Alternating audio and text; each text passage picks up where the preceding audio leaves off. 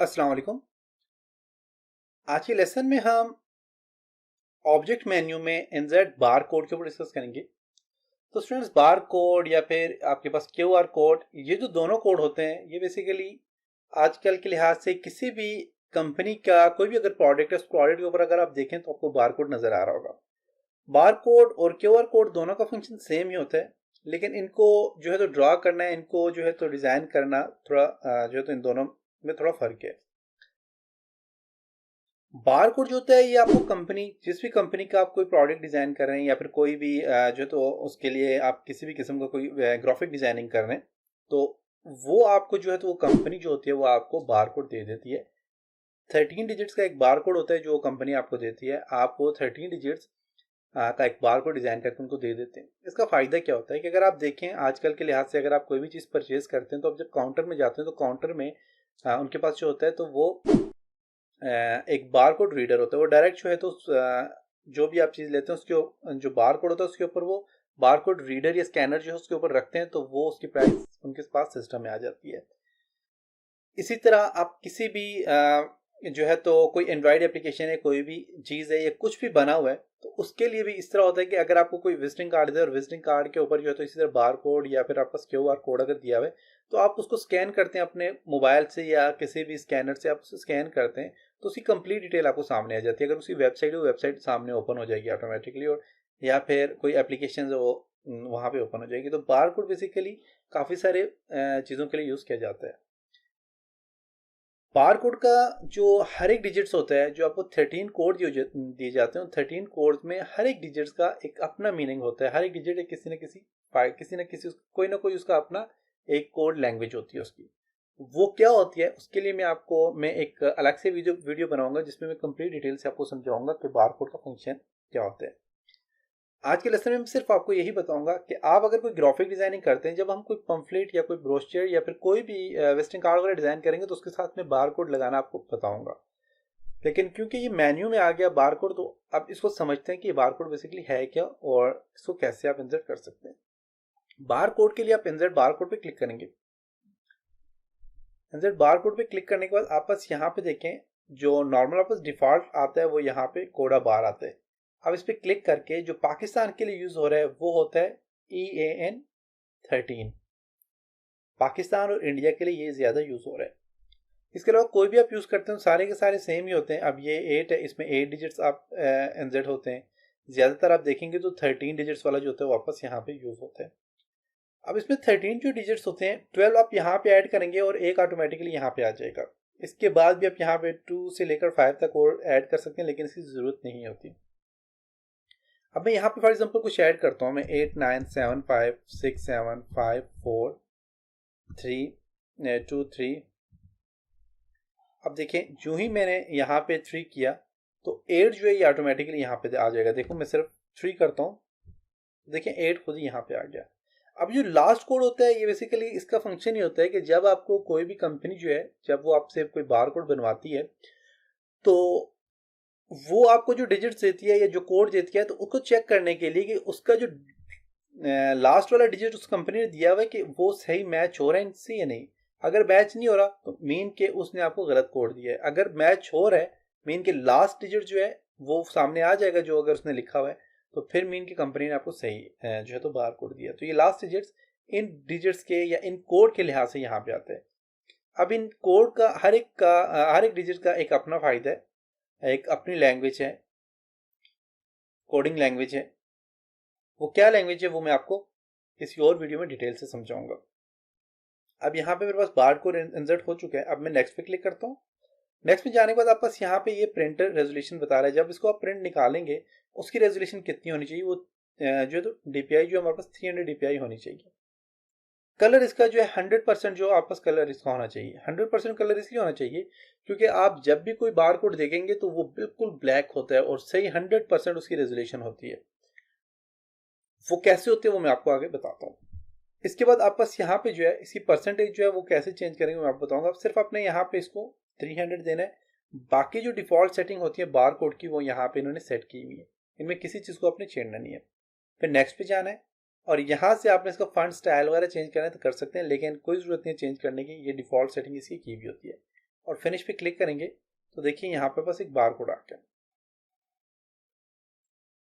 अब इस bar code का जो कलर है वो 100% यहाँ पे कलर नहीं है। इसको मैं यहाँ पे क्लिक करके मैं इसका कलर चेंज करता हूँ, देखिएगा इसका कलर कोई भी चेंज नहीं हो रहा। देखें चेंज नहीं हो रहा कलर, और ये आपस 100% कलर है भी नहीं। तो 100% इसको कलर देने के लिए आपने क्या करना है, आपने फाइल में जाना है। अब इसका 100% कलर नहीं है तो क्या होगा कि जब ये कोड रीड किया जाएगा या जब प्रिंट निकालेंगे तो प्रिंट 100% नहीं है, तो ये कलर थोड़ा कम आएगा, जिसकी वजह से जब इसको रीड किया जाएगा, इसके लिए कोई स्कैनर यूज किया जाएगा, तो उसमें ये बास टाइम जो है तो वो स्कैन नहीं करेगा सही तरह से। उसके लिए हम क्या करेंगे, फाइल में जाते हैं और एक्सपोर्ट पे क्लिक करेंगे।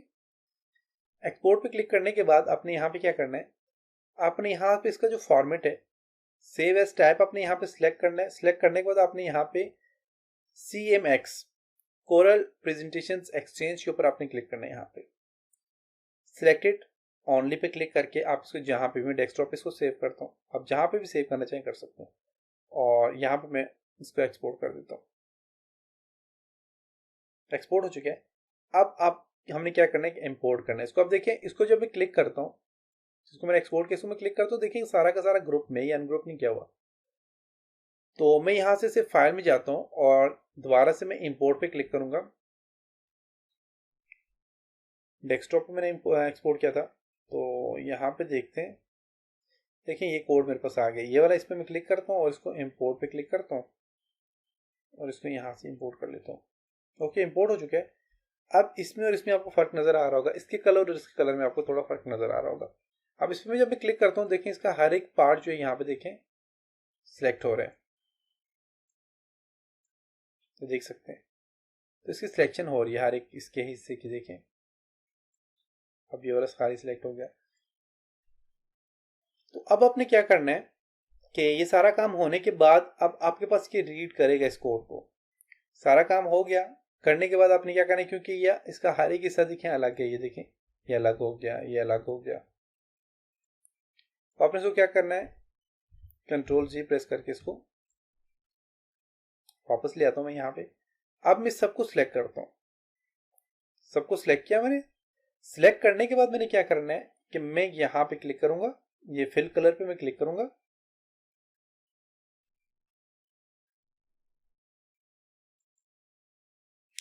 फिल कलर पे क्लिक करने के बाद आपने यहाँ पे इसको कलर देना है, जो कि 100% कौन सा कलर होना चाहिए, ब्लैक कलर होना चाहिए। तो उसके लिए आपने यहाँ पे क्या करें, यूनिफॉर्म फिल पे क्लिक करें और यहाँ से RGB की जगह आप CMYK पे क्लिक करना है और इन सबको आपने क्या कर देना है, 100 कर देना है।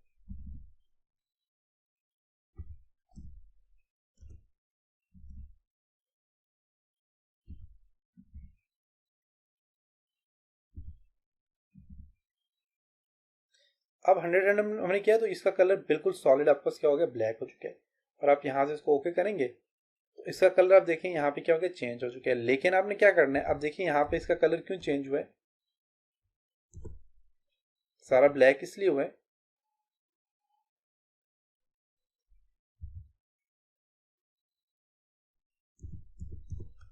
मैं इसको दोबारा से इंपोर्ट करता हूँ, फाइल में जाता हूँ और इंपोर्ट पे क्लिक करता हूँ।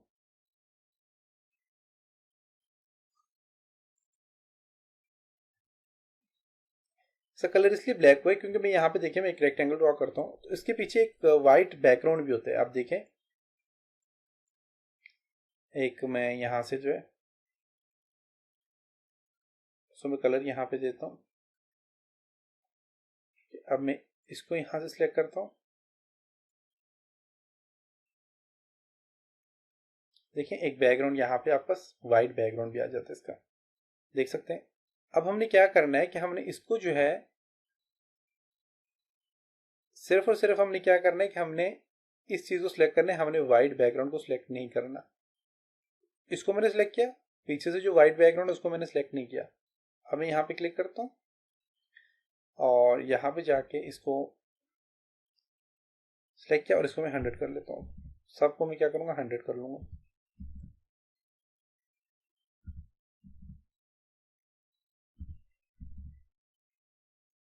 अब ये 100% हो चुके हैं। अगर आप कंप्लीट सेलेक्ट करेंगे तो ये जो व्हाइट बैकग्राउंड है इसका, ये भी ब्लैक में कन्वर्ट हो जाएगा, जिसकी वजह से ये सारा का सारा आपको ब्लैक ही नजर आएगा। अब ये सारा काम हो गया। अब इसको मैं यहाँ से डिलीट करता हूँ इस सबको मैं यहाँ से सिलेक्ट करके कंट्रोल जी करके ग्रुप कर लेता हूँ। ग्रुप हो चुका है और अब यहाँ पे देखिए सारा ग्रुप हो चुका है। अब ग्रुप करने के बाद आप इसको डिलीट कर लें और इस बार कोड को जहाँ पे भी आपने ऐड करना है आप वहाँ पे इसको ऐड कर लें। कोई भी विजिटिंग कार्ड है, कुछ भी आप वहाँ पे इसको ऐड कर सकते हैं। तो ये था आज का लेसन जिसमें हमने जो है तो बार कोड के ऊपर डिस्कस किया कि बार कोड कैसे इंसर्ट होता है। इसी के साथ आपको यहाँ पे नजर आ रहा होगा इंसर्ट बार कोड के बाद है हमारे पास इंसर्ट क्यूआर कोड। अब क्यूआर कोड जो है यहाँ पे मेरे पास एक्टिव नहीं हो रहा, हो सकता है कि आपके पास हो जाए। आपने क्या करना है, क्यूआर कोड पे क्लिक करना है तो यहाँ पे आपके पास एक पैनल ओपन होगा, उसमें आपने क्या करना है, वो जो कोड आ जाएगा उस कोड को आपने यहाँ पे उस कोड के लिहाज से आपने वेबसाइट भी दे देनी है, एंड्रॉइड कोई एप्लीकेशन उसका लिंक दे देना है, वेबसाइट का दे देना है, पूरी डिटेल यहाँ पे आपने दे देनी है। देने के बाद उसको सेव कर लेना है। उसका फंक्शन ही होगा कि जब भी कोई बंदा जो है तो इस कोड को, ये जो हमारे पास क्यूआर कोड जो है इसको स्कैन करेगा तो उससे वो वेबसाइट ओपन हो जाएगी या फिर वो कोई एप्लीकेशन है वो ओपन हो जाएगी जिसका आपने लिंक दिया हुआ होगा।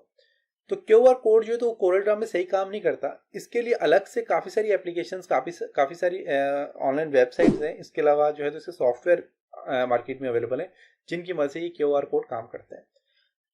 तो इसके लिए मैं एक अलग से वीडियो बनाऊंगा और आपको बताऊंगा कि आप क्यूआर कोड कैसे जनरेट कर सकते हैं। तो उसके लिए मैं एक अलग से वीडियो बनाऊंगा। वीडियो बनाने के बाद मैं यहाँ पे भी कोरलड्रॉ की वीडियो के साथ भी अटैच कर लूँगा और इसके अलावा मैं अलग से अपने यूट्यूब चैनल में भी ऐड कर लूँगा। तो इंशाल्लाह नेक्स्ट लेसन में मिलते हैं। तब तक अपना ख्याल रखिएगा और अगर आपको ये मेरी वीडियो पसंद आई है तो उसको लाइक ज़रूर कीजिएगा। इसके अलावा मेरे चैनल को सब्सक्राइब करें, मेरी वीडियो को शेयर करें और कमेंट्स करना मत भूलें। नेक्स्ट लेसन मिलते हैं, तब तक ख्याल रखिएगा। खुदा हाफ़िज़।